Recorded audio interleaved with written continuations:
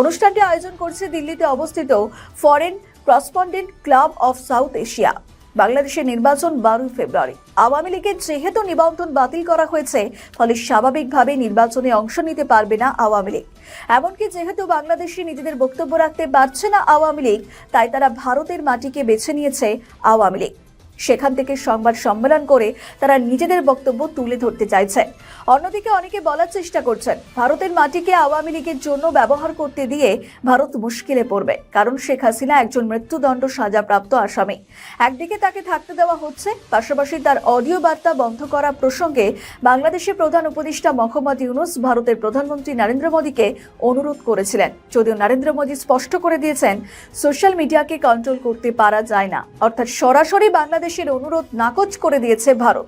এখন ভারতের মাটিতে নিজেদের বক্তব্য তুলে ধরছে আওয়ামী লীগ। তাতে কি আন্তর্জাতিক ক্ষেত্রে সত্যিই বেকায়দায় পড়তে পারে ভারত?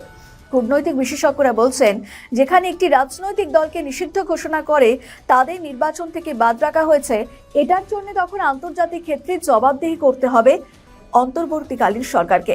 পাশাপাশি আওয়ামী লীগের পক্ষে কোনো বক্তব্য রাখা হয়নি। আওয়ামী লীগের অনুপস্থিতিতে বাংলাদেশে তাদের বিরুদ্ধে নানা সিদ্ধান্ত নেওয়া হয়েছে। তাদের বক্তব্য রাখার জন্য ভারত সেই জায়গাটা করে দিয়েছে, ফলে আন্তর্জাতিক ক্ষেত্রে কোনোভাবে বেকায়দায় পড়বে না।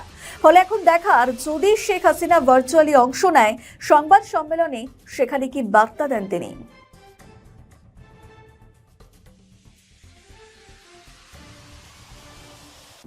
চট্টগ্রামের সীতাকুণ্ডের জঙ্গল সলিমপুরে অস্ত্র উদ্ধার অভিযানে মাইকে ঘোষণা দিয়ে র্যাবের কয়েকজন সদস্যকে ছিনিয়ে নিয়ে একজন র্যাব সদস্যকে হত্যা করা হয়েছে। প্রকাশ্যে চালানো হয়েছে গুলি। গুরুতর আহত হয়ে হাসপাতালে ভর্তি 3 জন র্যাব সদস্য। ওই অঞ্চলে আইন শৃঙ্খলা বাহিনীর ওপর হামলা এটা প্রথম নয়। পুলিশ, জেলা প্রশাসনের কর্মকর্তারা সেখানে বারবার হামলার শিকার হয়েছেন। কিছুদিন আগেও একটি খুনের ঘটনার পর প্রতিবেদন করতে গিয়ে সন্ত্রাসীদের হাতে মারধরের শিকার হন 2 সাংবাদিক। 2023 সালে হামলায় আহত হন জেলা প্রশাসনের নির্বাহী ম্যাজিস্ট্রেট, থানার ওসি সহ 20 জন। এমনকি 2022 সালেও র্যাব এবং পুলিশের ওপর চালানো হয় সশস্ত্র হামলা।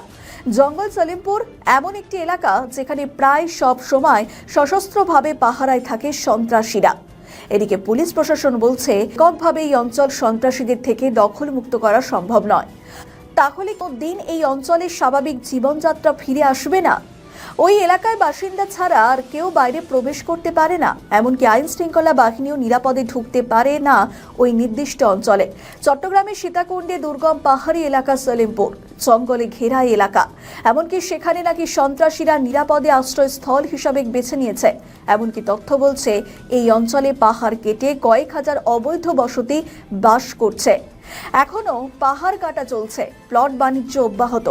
গত বছর 5ই আগস্ট দেশের রাজনৈতিক পট পরিবর্তন হয়েছে, এমনকি সেই আজ এসে পড়ে সলিমপুরেও।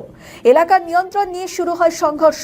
দখল ও আধিপত্য বিস্তারকে কেন্দ্র করে সন্ত্রাসীদের একাধিক পক্ষের মধ্যে গোলাগুলি এবং খুনোখুনির ঘটনা ঘটেই চলেছে। এমনকি এই ঘটনায় একজন নিহত হন। এমনকি হামলার শিকার হন 2 সাংবাদিক।